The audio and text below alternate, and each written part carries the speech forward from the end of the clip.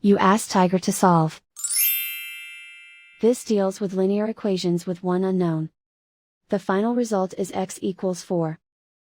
Let's solve it step by step. Group all x terms on the left side of the equation. Subtract 3x from both sides. Group like terms. Simplify the arithmetic. Group like terms. Simplify the arithmetic.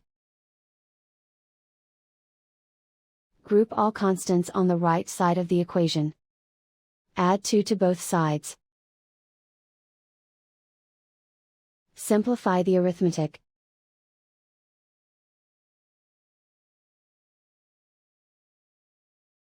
Isolate the x. Divide both sides by 2. Simplify the fraction. Find the greatest common factor of the numerator and denominator.